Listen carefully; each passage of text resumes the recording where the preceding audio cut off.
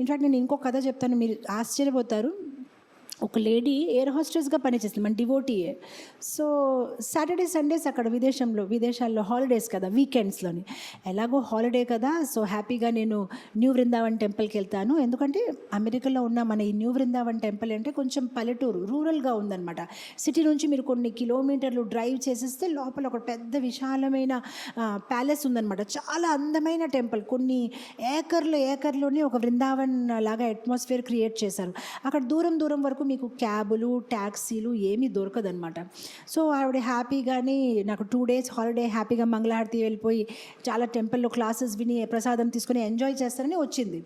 ఎప్పుడైతే జస్ట్ ఇంకా guest house లోపల రూమ్లో లగేజ్ పెట్టింది, వెంటనే ఫోన్ వచ్చింది. ఏంటంటే బాస్ నుంచి, ఎవరైతే అలా అనుకున్నారు పని చేసుకుంటారు వాళ్ళకి సడన్గా ఆరోగ్యం బాగాలేదు, నువ్వు వెనక వచ్చేయాలి, నీకు సాటర్డే సండే కూడా డ్యూటీ ఉంది, నువ్వు బ్యాక్ వచ్చేయి. ఏంటంటే ఇప్పుడు నేను ఎలా రావాలి, ఎందుకంటే ఇక్కడ ఒక ట్యాక్సీ ఉండదు, ఏమీ ఉండదు. వెనక ఎలా రావాలంటే, సరే నాకు టైం ఇవ్వండి, నేను ఇప్పుడంటే వెంటనే రాలేను, రేపు మార్నింగ్ కదా నేను డ్యూటీకి రిపోర్ట్ అవుతాను అంటే సరే అన్నారు. ఈవిడ ఏంటంటే ఆ రోజు సంధ్య ఆరతిలోని అందరితో మాట్లాడుతుంటే ఒక డివోటీ కనిపించారు. ఆ డివోటీ నేను రేపు సిటీకి వెళ్తున్నానంటే ఈవిడ చాలా హ్యాపీ అయ్యి, ప్రభుజీ మీరు సిటీకి వెళ్తున్నారా, అయితే నన్ను దింపేస్తారా, ఎందుకంటే నేను రేపు డ్యూటీకి నేను చేరాలి అంటే, ఓ ష్యూర్ మాతాజీ, ప్రాబ్లం ఏముంది, దర్శనార్థి తర్వాత గేట్ దగ్గర నిలబడండి, నేను మిమ్మల్ని పికప్ చేసేస్తాను, మనం వెళ్ళిపోదామంటే వెరీ హ్యాపీ. ఆవిడ ఫటాఫట్గా దర్శనార్థి అయిన వెంటనే ఆ గేట్ దగ్గర ఉంది. ఇతను రాలేదు. అదేంటి, మేబీ లేట్ అయ్యారా ఏంటి అని ఒక 1/2 hour 1 hour వెయిట్ చేసిన ఫోన్ చేసింది. ప్రభుజీ ఎక్కడున్నారు, మీరు రాలేదంటే, ఓ సారీ మాతాజీ, కంప్లీట్గా మర్చిపోయాను, మిమ్మల్ని పికప్ చేయాలని అసలు నాకు ఆలోచనే లేదు, మర్చిపోయాను.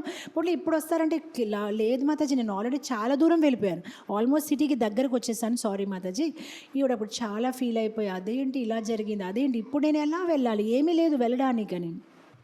వెంటనే వాళ్ళ బాస్కి ఫోన్ చేసి, సారీ సార్ నేను ఇంకా రాలేను అని చెప్పేసింది. ఆ రోజు సాయంత్రం సంధ్య ఆరతిలోని డాన్స్ చేస్తూ ఉంటే మాతాజీలు చేతి పట్టుకొని మాట వచ్చేసి ఆవిడ చెప్తుందనమాట, చూడండి అసలు ఎలా జరిగింది నాతోని, అసలు ఆ డివోటీ నన్ను ఎలా మోసం చేశారంటే. అప్పుడు మాతాజీ మీకు తెలియదా, ఏంటి తెలియదు, మీకు తెలియదా ఏంటి తెలియకూడదు, ఆ డివోటీ ఎవరైతే మిమ్మల్ని తీసుకువెళ్తారని అన్నారు కదా మాతాజీ, చాలా పెద్ద యాక్సిడెంట్ అయింది, అతను ఇప్పుడు హాస్పిటల్లో ఉన్నారనమాట. సో ఆ కార్కి ఎంత పెద్ద యాక్సిడెంట్ అయ్యిందంటే, ఆ ప్యాసింజర్ సీట్లో ఎవరైతే ఒకవేళ కూర్చొని ఉంటే వాళ్ళు అసలు బ్రతికే ఛాన్స్ లేదు, ఎందుకంటే కార్ అంతా శాండ్విచ్ అయిపోయింది, తనకు కూడా చాలా దెబ్బలు తగిలాయి అనమాట. సో అప్పుడు ఆవిడ అనుకున్నారు, ఓహో నేను అనుకున్నాను కృష్ణ నన్ను సాయం చెయ్యలేదు, కానీ అతను మర్చిపోయాడని, అది కృష్ణ సహాయం. ఒకవేళ నేను వెళ్ళిపోయి ఉంటే కారులోనే నేను ఈ పాటికి చనిపోయి ఉంటాను. సో మనకి తెలియదు Krishna how he will protect by sometimes మనకి ఫర్గెట్ఫుల్నెస్ తెచ్చి మనకి కాపాడతారు, లేదంటే మన హృదయం మార్చి కాపాడతారు, లేదంటే వేరే వాళ్ళ హృదయంలో వెళ్ళి మనకు కావాల్సింది చెప్పి పెడతారు. సో అలా Krishna will help in so many ways.